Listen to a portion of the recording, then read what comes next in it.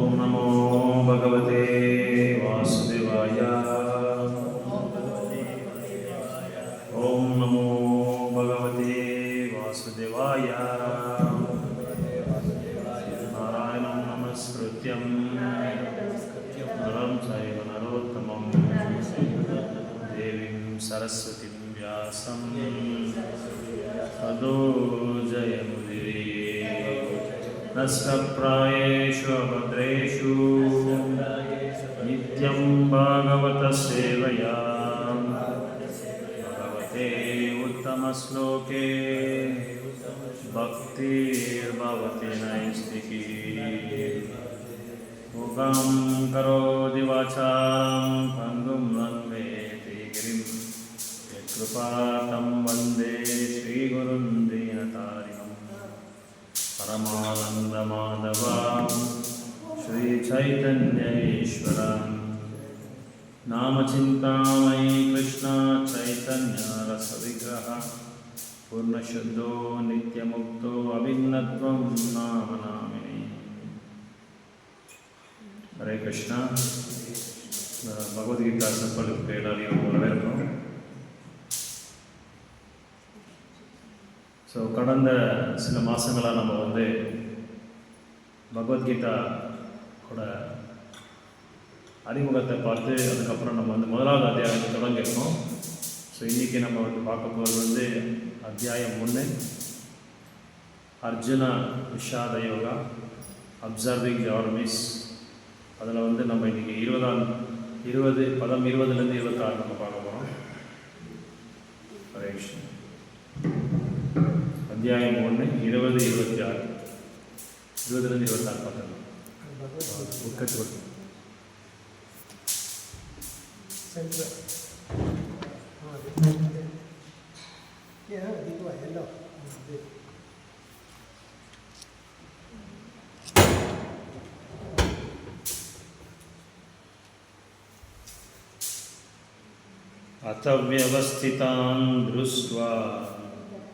अतव्यवस्थितान् दृष्ट्वा धार्तराष्ट्रान् कपिध्वजः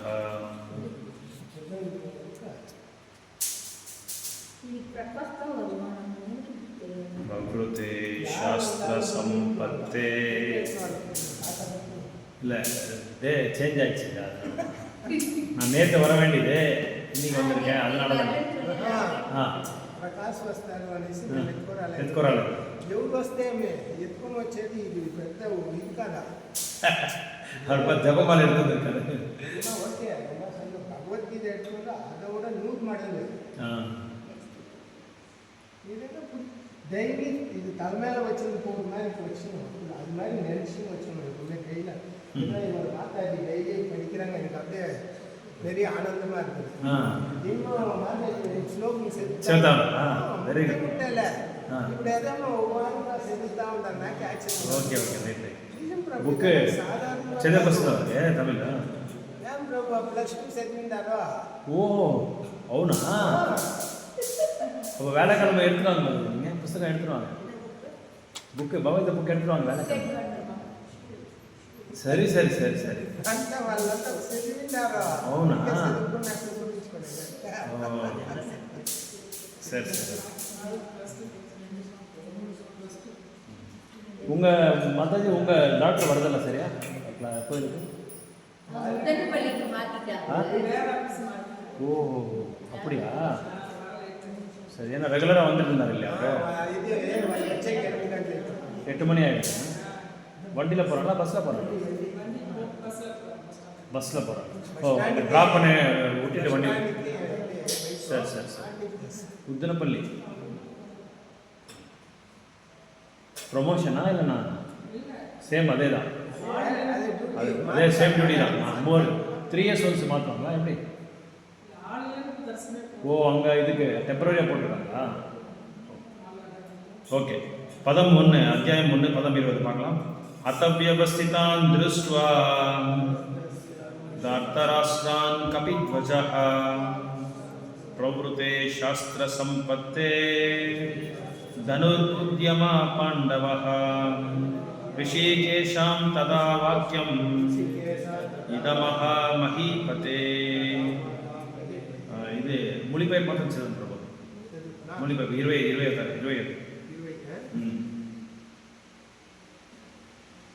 இது லாங்குவேஜ் பிரபு யாவது தெலுங்கு நம்ம லாங்குவேஜ் செகண்ட் லாங்குவேஜ். சமயத்தில் ஹனுமானின் குதிரையில் சாங்கிய தேரிலே அமர்ந்திருந்த பாண்டுவின் மகன் அர்ஜுனன் தனது வில்லையையும் ஏற்றி அம்புகள் எய்த தயாரானான்.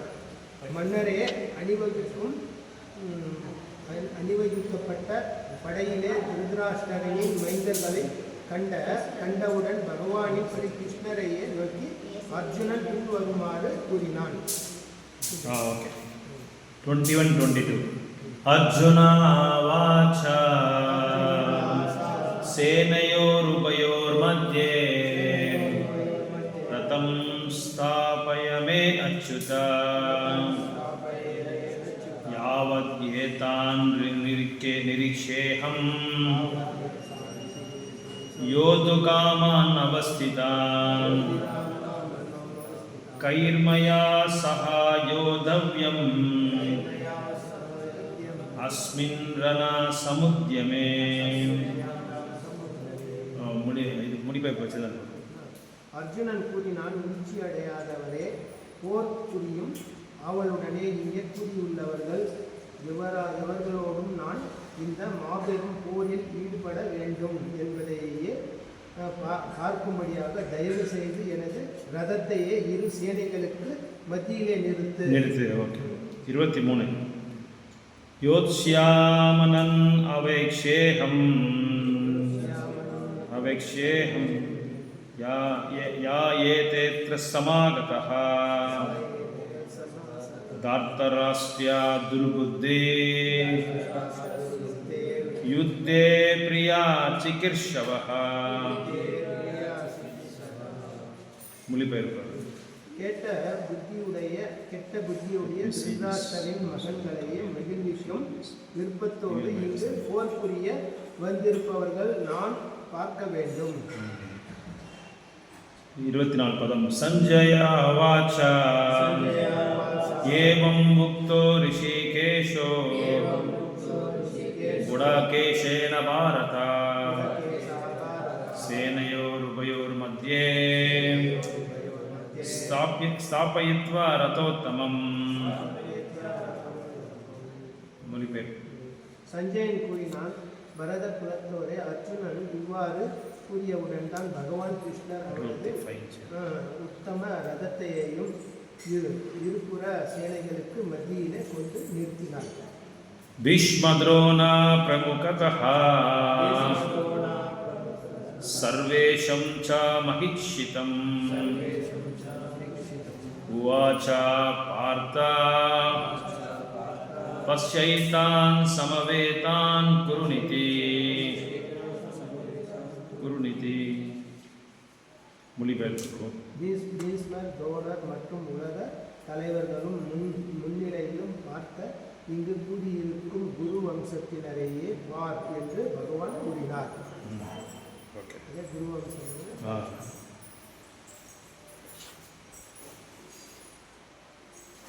26 లాస్ట్ చేస్తామా. తత్ర పశ్చాత్ స్థితాన్ పార్థ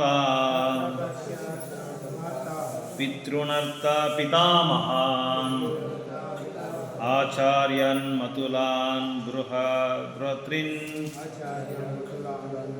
ఆచార్యాన్ మతులాన్ భర్తృన్ పుత్రన్ పౌత్రన్ సఖింస్తతా స్వ అసురాన్ సుహృదాశ్చైవ స్వసురాన్ సుహృదశ్చైవ సేనయోరుభయోరపి.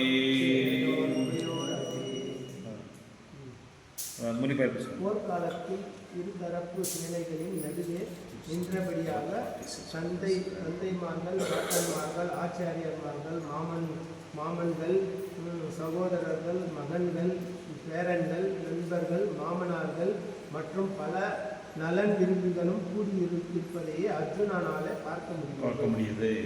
அட்ல பொருளுரை அது லாஸ்ட் மட்டும் இதே சரி சின்னது கதா சரி. போர்க்களத்தில் எல்லா விதமான உறவினரையும் அர்ஜுனனால் காண முடிந்தது. பூரிஸ்வரன் போன்ற தனது தந்தையின் கூட்டாளிகளையும் பீஷ்மர் சோமதத்தன் போன்ற பாட்டனார்களையும் துரோணாச்சாரியார் கிருபாச்சாரியார் போன்ற ஆச்சாரியர்களையும் செல்லியன் சகுனி போன்ற மாமன்களையும் துரியோதனனையும் போன்ற சகோதரர்களையும் லக்ஷ்மணன் போன்ற மகன்களையும் அஸ்வத்தாமன் போன்ற நண்பர்களையும் ருதுவர்மன் போன்ற நலன் விரும்பிகளையும் கண்டார். அவனது நண்பர்களையும் பலர் அடங்கிய படைகளையும் அவனால் காண முடிந்தது. Okay, very good, nice. మంగళాచరణం చాంట్ చేస్తాము. ఓం అజ్ఞానతిమిరంధస్య జ్ఞానాంజనశలాకయా చక్షురున్మిళితం యేన తస్మై శ్రీగురవే నమః. శ్రీచైతన్యమనోభీష్టం స్థాపితం యేన భూతలే స్వయం రూపా కదా మహ్యం దదాతి స్వపదాంతికం. వాంఛాకల్పతరుభ్యశ్చ కృపా సింధుభ్యైవ చ పతితానాం పావనేభ్యో వైష్ణవేభ్యో నమో నమః. జయ శ్రీ కృష్ణ చైతన్య ప్రభు నిత్యానంద శ్రీ అద్వైత గదాధర శ్రీవాసాది గౌర భక్తవృంద. హరే కృష్ణ కృష్ణ కృష్ణ హరే హరే, హరే రామ రామ రామ ஹரே ஹரே. ஸோ இந்த ஸ்லோகத்தில், இந்த பதத்தில் முக்கியமாக நம்ம புரிஞ்சிக்க வேண்டியது என்ன விஷயம் அப்படின்னா, பகவானுக்கு அகிலாண்ட கோட்டி நாமங்கள் இருக்குது. எண்ணற்ற நாமத்தை நம்ம கணிக்க முடியாத ஒரு கடல் மாதிரி, கடலில் நம்ம எப்படி தண்ணியை அளக்க முடியாதோ அப்படி பகவானுக்கோட கிருஷ்ணருக்கு அளவற்ற நாமங்கள் இருக்குது. அதுக்கு ஒரு எல்லையே கிடையாது. அந்த நாமத்தில் ஒரு முக்கியமான ஒரு நாமம் எப்படின்னா, அர்ஜுனர் இங்கே கூப்பிடுறாரு. அந்த நாமத்தை வச்சு அச்சுதா அப்படின்னு சொல்லி கூப்பிடுறாரு. அச்சுதா அப்படின்னா யாருக்காவது தெரியுமா? மாதாஜி ஸ்டைல் ட்ரை பண்ணுறீங்களா? Achyuta.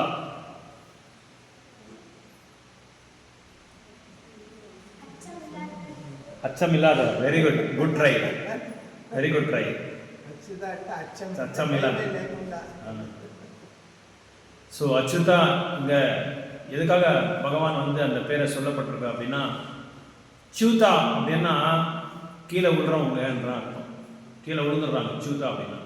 Achyuta he who never falls. எந்த காரணத்தை கொண்டு எப்பொழுதுமே அவர் கீழவே விட மாட்டார். அதுதான் அவர் தான் அச்சுதா அப்படின்னு சொல்கிறாங்க. ஸோ இந்த ஒரு பொருளை வச்சு, இந்த ஒரு நாமத்தை இங்கே ரொம்ப ஆழமாக பிரபுபாதர் விளக்கத்தை கொடுத்துருக்காரு. அச்சுதா அப்படின்னா எந்த காரணத்தை கொண்டு பகவான் சாரீரகமாகவும் விட மாட்டார், அந்தரங்கமாகவும் விட மாட்டார். அதுதான் இன்னைக்கு நம்ம பார்க்க போகிற ஒரு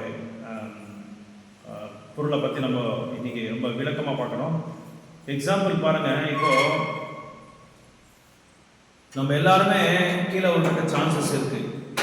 நம்மளுக்கு எதாவது இப்போ கீழே நம்ம மேடு பள்ளமாக இருந்தால் ரோட்டை போயிட்டு இருக்கும்போது ஏதாவது சின்னதாக ஒரு காலுக்கு ஒரு கால் டச் ஆனால் கூட நம்ம கீழே விழுந்துடும் இல்லைங்களா? அது நம்ம பகிரங்கமாக விழுது, சாரீரகமாக விழுது. அதே மாதிரி அந்தரங்கமாக எப்படி விழுறோம்னா, நம்ம டெம்டேஷன்னால விழுந்துடுறோம், நம்மளோட பழக்க வழக்கங்களால விழுந்துடுறோம், சோதனையினால் விழுந்துடுறோம். அதே மாதிரி சிச்சுவேஷன்ஸு இது சூழ்நிலைகள் ரொம்ப என்ன சொல்கிறது, கைவிட்ட மாதிரி, அந்த மாதிரி சூழ்நிலை கூட நம்ம கீழே விழுந்துடுறோம். அப்புறம் நம்ம வார்த்தைகள் நம்ம சரியாக தக்க வைக்காமல் நம்ம கீழே விழுந்துடுறோம். அது மட்டும் இல்லாமல் நம்ம நிறைய வாழ்க்கையில் கூட நம்ம கொடுத்த வாக்குகளை கூட நம்ம சரியாக அதை தக்க வைக்காமல், அதை கீப் அப் பண்ணாமல், அப்போ அந்த சமயத்தை கூட நம்ம கீழே விழுந்துடுறோம். இதுக்கு எல்லாமே அதனால தான் நம்ம என்றைக்குமே கீழே விடுறவங்க, ஆனால் பகவான் கீழேயே விட மாட்டாங்க. எந்த காரணத்தை கொண்டு அவங்கள வார்த்தைகளையும் என்றைக்குமே கொடுத்த வார்த்தைகளை கரெக்டாக நிறைவேறுவாங்க. அதே மாதிரி இந்த இன்னொரு பாயிண்ட் என்னென்னா, தூயமான பக்தர்களையும் அவங்க கீழே விடுறதுக்கு விட மாட்டாங்க, அவங்கள காப்பாற்றுவாங்க. இது கீதையில் முன்னாடி நம்ம பாடத்தில் நம்ம பார்க்கலாம். கௌந்தேயா பிரதிதானேஹி நமே பக்த பிரணஷதி அப்படின்னு சொல்லி சொல்றாங்க. எந்த காரணத்தை கொண்டு நானும் கீழே விட மாட்டேன், என்னோட பக்தரையும் நான் வந்து கீழே விடுறதுக்கு நான் விட மாட்டேன் அப்படின்னு சொல்லி சொல்றாங்க. அதில் தான் நம்ம பார்க்கலாம். ஒரு தடவை பூனேல பாம்பேல ஒரு பக்தர் வந்து கம்பெனியில் வேலை செஞ்சுருந்தார். இது உண்மையாக நடந்தது. ஸோ வேலை செஞ்சுட்டு இருக்கும்போது அவரோட பாஸ் கொஞ்சம் வந்து பழக்க வழக்கங்கள் ஜாஸ்தி, கெட்ட பழக்க வழக்கங்கள் ஜாஸ்தி, பணம் வாங்குறது, சம்பாதிக்கிறது இல்லீகலாக கம்பெனியில். ஸோ அந்த மாதிரி இருக்கும்போது இவர் அந்த டிவோட்டி வந்து அவர் கீழே வேலை செஞ்சுட்டு இருந்தார், சபார்டினேட்டாக வேலை செஞ்சுட்டு இருந்தார். செஞ்சுட்டு இருக்கும்போது ஏதோ ஒரு அப்பாயின்மெண்ட்டுக்காக இவர் பணம் வாங்க வேண்டிய ஒரு சூழ்நிலை வந்துச்சு. அவரோட சுப்பீரியர் பாஸ் அதுக்கு இவரோட சாயம் வேண்டாம், இவரோட அனுமதி வேணும். இவரும் அதில் வந்து அனுமதி வேண்டாம், இவரோட பங்கு இருக்கு, இவருக்கு பங்கு இருக்கு, இவரோட பார்ட்டிசிபேஷன் இருக்காது.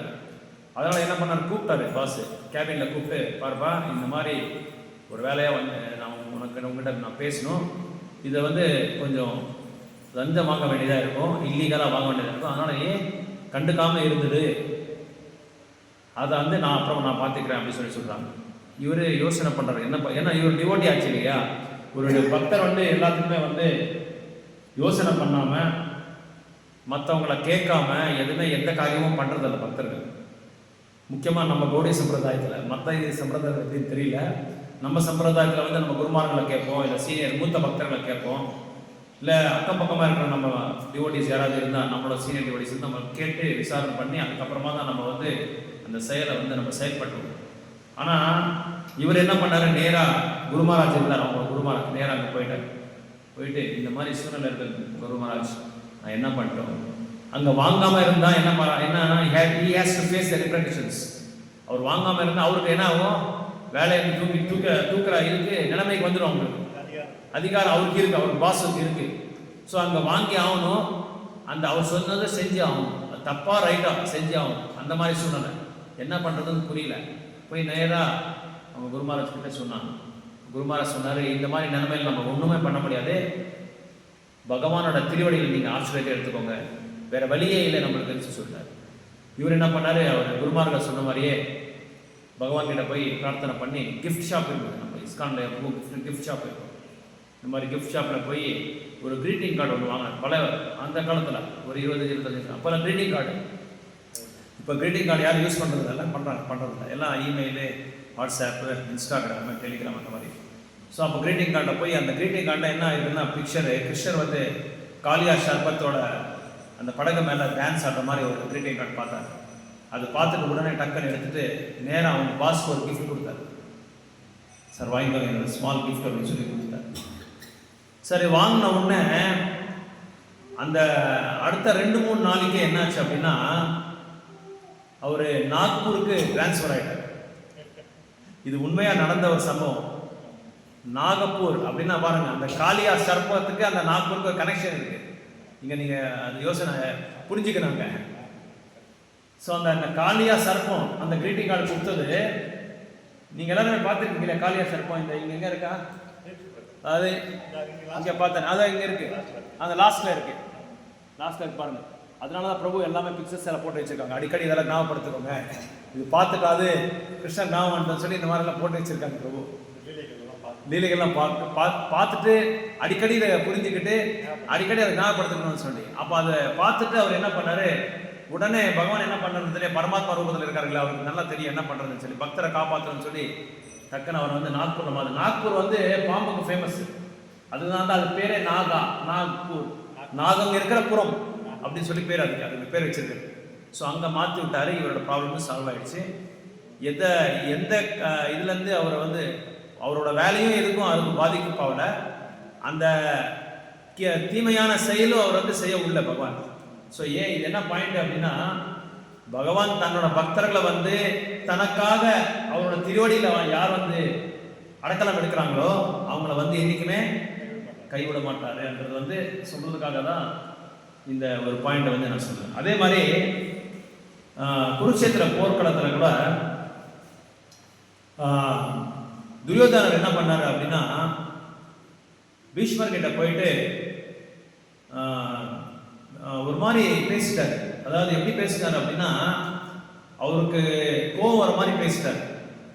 நீங்கள் வந்து நீங்கள் அர்ஜுனர் வந்து உங்களுக்கு ரொம்ப பிரியமான பேரன் உங்களுக்கு, நீங்கள் கண்டிப்பாக பாண்டவர்களை வந்து வதம் பண்ணுறதில்ல, நீங்கள் போகிற அந்த ரேஞ்ச் பார்த்தா, நீங்கள் இருக்கிற அந்த நிலை பார்த்தா எனக்கு நீங்கள் அவங்க மாதிரி போர் பண்ணுற மாதிரியே தெரியல. நீங்கள் ஏதோ எனக்கு நான் இருக்கிறேன் என்னோட மேலாப்பில் அப்படியே நானும் போர் பண்ணுறேன்ற மாதிரி தான் இருக்கு நீங்கள். ஆனால் உள்ளுக்குள்ள உங்களோட உத்தேசமே வேற. நீங்கள் கண்டிப்பாக நீங்கள் கடமையை செய்யலை, நீங்கள் ஏதோ ஏமாத்துற மாதிரி இருக்கு அப்படின்னு சொல்லி தாத்தா கிட்டே பேசுறாரு. பீஷ்மருக்கு கோவம் வந்தது. ஏன்னா அவ்வளோ பெரிய குருவம்சத்துக்கே மூத்தவர், பராக்கிரமசாலி. அவர் வந்து போர்க்களத்தில் இறங்கிட்டா யாரும் நிற்க மாட்டாங்களாம். அந்த போர்க்களத்தை யாரும் நிற்க மாட்டாங்களாம். அந்த அளவுக்கு சிம்ம கர்ஜன மாதிரி வருவாங்களா, அவர் சிம்ம மாதிரி வருவாங்களாம். அவர் சாவே கிடையாது ஒண்ணு. ஆமா. அதுக்கப்புறம் என்ன பண்ணாரு பீஷ்மர் போய், சரி துரியோதன மேல கோவம் வந்துருச்சு. கோவம் வந்த உடனே 5 வில்லு 5 பாண்டவர்களை வந்து வதம் பண்றதுக்காக இதை பிடிச்சிக்கோ, உனக்கு அவ்வளோ டவுட்டா இருந்தா, என் மேல உனக்கு சம்சயமா இருந்தா இந்த 5 வில் நீ பிடிச்சிக்கிட்டு உங்ககிட்டே வச்சுக்கோ போ, நாளைக்கு அவரை வந்து நான் வந்து வதம் பண்றேன் அப்படின்னு சொல்லி சொல்றாரு. துரியோதனுக்கு அப்பதான் சந்தோஷம். ஏன்னா இதெல்லாம் இந்த மாதிரி அவர் ராஜநீதி ஜாஸ்தி இல்லையா துரியோதனர். என்ன எதை பேசினா இவர் வந்து உத்ரேகமாகி அவர் மேல அந்த கோவத்தை வச்சுட்டு போய் அவர் வதம் பண்றாருன்றது இவருக்கு நல்லா தெரியும் துரியோதனுக்கு. அதுதான் அவருக்கு பெரிய டிப்ளமேட்டிக், அவர் நல்ல ராஜநீதி தெரிஞ்சவர் அவர்.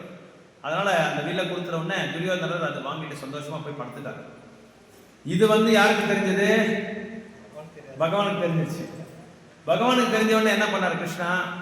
உடனே அவருக்கு பதட்டம் ஆயிடுச்சு. கிருஷ்ணருக்கே பதட்டம் ஆயிடுச்சு. என்னடா எங்க பக்தர்களை வந்து வதம் பண்ண போறாரு நாளைக்கேன்னு சொல்லி உடனே அர்ஜுனனை கூப்பிடுறாரு.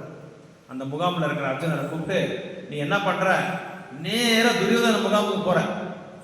துரியோதன முகாமுக்கு போயிட்டு அந்த 5 வில்லு கொடுத்துருக்காரு பீஷ்மா, அதை போய் நீ வாங்கிட்டு வந்துடுற. போய் அதை வந்து துரியோதன கிட்ட கேட்கிறாரு. அர்ஜுனன் கேட்கிறாரு, சுவாமி என்ன நீங்க சொல்றீங்க, அவர் கொடுத்துட்டு வர அர்ஜுனன் துரியோதனரு அப்படின்னு சொல்லி. அதெல்லாம் எனக்கு தேவையில்லை, போ நேரா போற வாங்கிட்டு வந்துடுற, அவ்வளவுதான். சரி சார், ஓகே. நேரா போறேன். போன உடனே நான் ராத்திரி துரியோதனுக்கு அதிசயம், என்னடா இந்த நேரத்தில் என் முகாம வந்திருக்காரு இவர் அர்ஜுனர் அப்படின்னு சொல்லி. விரோதி வந்திருக்காரு. இல்லை சாயங்காலம் மேலே விரோதி யாரும் இல்லை. குருட்சேத்திரத்தில் எப்படின்னா சாயங்காலம் சூரியன் அஸ்தமான ஆகிற வரைக்கும் தான் விரோதிங்க. அதுக்கப்புறம் எல்லாமே ஃப்ரெண்ட்ஸ் உட்காந்து கூடயே சாப்பிடுவாங்க, நல்லா ஹாஸ்யமாக பேசுவாங்க. அந்த புரோட்டோக்கால் அதில் இருக்கு, அப்போ இருந்தது அந்த ரூல் இருக்கு. ஸோ அதனால எல்லாம் உட்காந்துட்டு பேசிட்டே இருக்காங்க. உட்காந்து பேசிட்டு இருக்கும்போது துரியோதனர் சடனாக அர்ஜுனர் கேட்குறாரு, எனக்கு அந்த 5 வில்லு வேணும் அப்படின்னு சொல்லி கேட்குறாரு. என்ன வேணும் ஃபர்ஸ்ட் என்ன வேணும்னு கேட்டார் துரியோதனர். கேட்ட உடனே இந்த அரசாங்கம் வேணுமா, எடுத்துக்கோ அப்படின்னு சொல்றாரு துரியோதனர். அரசாங்கத்தை அரசபை கொடுத்துருந்தோம் ஒரு கண்ணு. இல்லை எனக்கு அரசபை வேண்டாம், அந்த 5 வில்லு மட்டும் எனக்கு வேணும் அப்படின்றாரு. உடனே 5 வில்லா யாரா, உனக்கு எப்படி தெரியும் அப்படின்னு சொல்றாரு. அதெல்லாம் எப்படியோ தெரியும் எனக்கு, அது நீ கொடுத்துருங்க அப்படின்னா. அப்போ ஏன் கொடுக்கணும் தெரியும் உங்களுக்கு, நாங்கள் இருக்கா கந்தர்வாஸ் வந்து உங்களை வந்து உங்களை கட்டி போட்டு உங்களை வதம் பண்ற சமயத்தை நான் தான் வந்து காப்பாற்ற. அப்ப நீங்க என்ன சொன்னீங்க, நீங்க என்ன கேட்டாலும் வரது கொடுத்துருங்கன்னு சொன்னீங்க இல்லையா? நான் என்ன சொன்னேன், எனக்கு நேரம் வரும்போது நான் கேட்கிறேன் அப்படின்னு சொல்லி சொன்னேன். அந்த நேரம் இப்போ வந்துருச்சு, கொடுத்துருங்க அப்படின்னு. ஸோ உடனே அந்த இதை வாங்கிட்டு, அதாவது எதுக்காக இது சொல்ல வரேன்னா, கிருஷ்ணர் வந்து தன்னோட பக்தர்களை வந்து காப்பாத்துறதுக்காக எதை வேணாலும் பண்றதுக்கு ரெடியா இருப்பார். அவங்கள கீழே வந்து விடமாட்டா, விடுறதில்லை. ஏன் கீழே விடுறதில்லைன்னா, தன்னோட தூய பக்தர்களை வந்து தன்னை எப்படி அவர் வந்து அச்சுதான் சொல்லி பேர் வச்சிருக்காரோ, அதே மாதிரி தன்னோட பக்தர்களுக்கும் கூட ஸ்ரீ ராதாகிருஷ்ண பகவான் கி ஜெய. ஸோ தன்னோட பக்தர்களை கூட அவர் வந்து கீழே விடுறதுக்கு விடமாட்டாங்க. கீழே விடுறதுன்னா மதம் ஆகிறதுக்கோ இல்லை உயிர் போடுறதுக்கோ விடமாட்டாங்கன்றது வந்து இந்த ஸ்லோகங்களை நம்ம வந்து பார்க்கலாம். அதே மாதிரி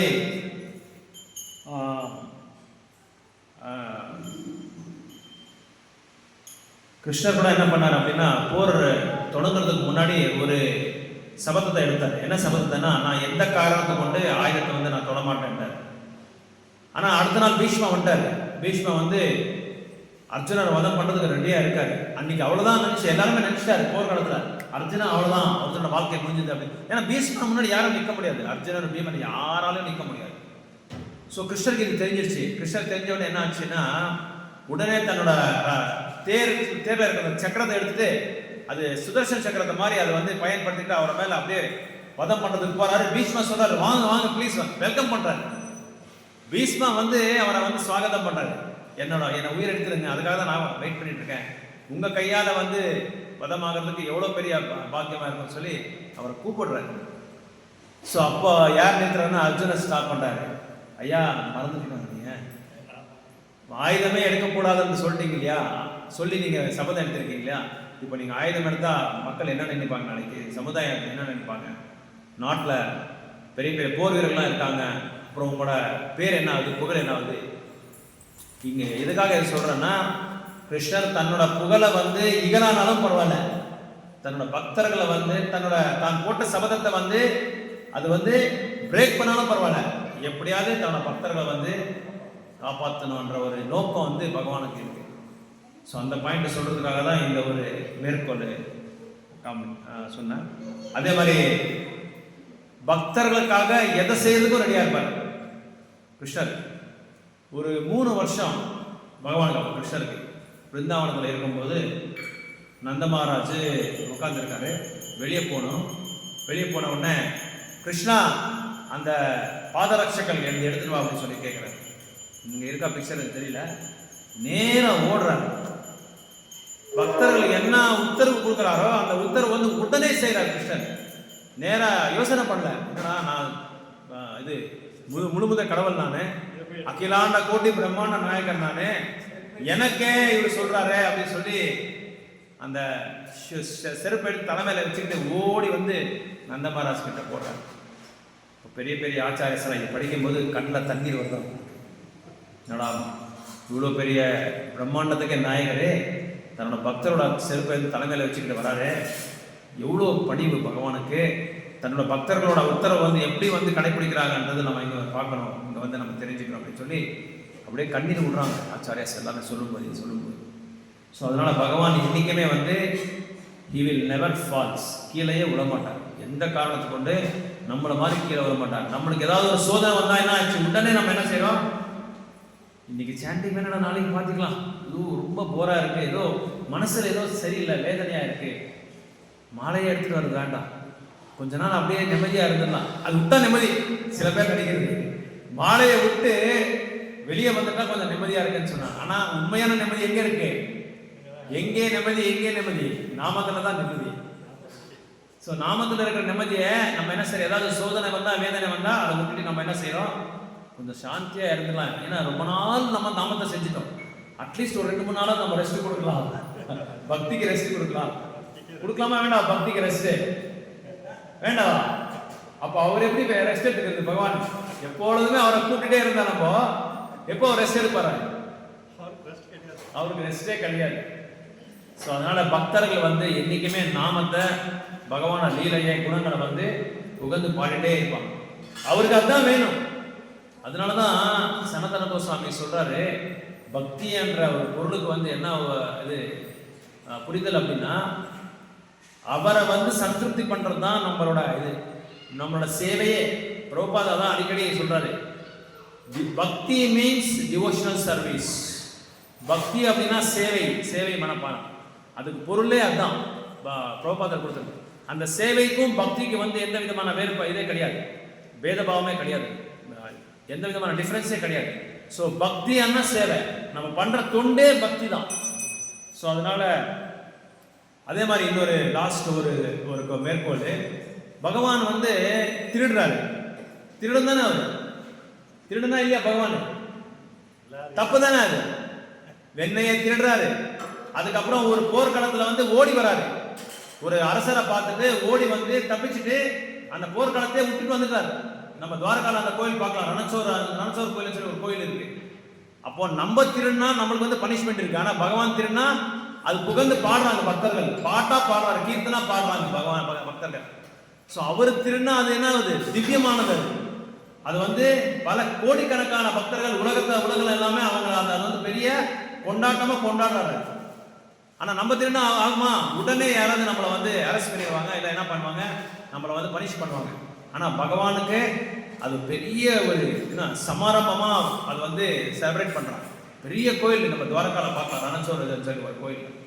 ஸோ அதனால அதுக்கு அந்த மேற்கோள் காமிக்கிறாங்க. அவர் வந்து அதனால தான் அவர் என்னைக்குமே வந்து கீழே விட மாட்டார். அவர் எதுக்காக அந்த போர்க்களத்துல இருந்து ஓடி வந்தார் அப்படின்னா பயத்துக்காக கிடையாது. அங்க ஒரு லீலை பண்ணணும், ஒரு பக்தரை வந்து காப்பாற்றணும், அதுக்காக தான் அவர் ஓடி வந்தார் தவிர மற்ற ஏதோ அவருக்கு பயந்துட்டோ இல்லை அவர் என்னது வேணும் அவர் வதம் பண்ணிடுறாரோன்ற அந்த ஒரு நோக்கத்தில் வந்து அவர் ஓடி வரல. ஸோ அதனால பகவான் இன்னைக்குமே வந்து he will never falls, that is called Achyuta அப்படி சொல்றாங்க. ஓகே, ஹரே கிருஷ்ணா. ஹரே கிருஷ்ணா. ஹரே கிருஷ்ணா ஹரே கிருஷ்ணா கிருஷ்ண கிருஷ்ணா ஹரே ஹரே ஹரே ராமா ஹரே ராமா ராம ராமா ஹரே ஹரே. अच्युत भगवान की, श्री श्री चैतन्य महाप्रभु की, नित्यानंद महाप्रभु की, लक्ष्मी नरसिंह देव भगवान की, गोपेश्वर महादेव की, योग मैया की, हरिनाम संकीर्तन महायज्ञ की, पिताय सीतानाथ गौर प्रेमानंदे. हरे हरे.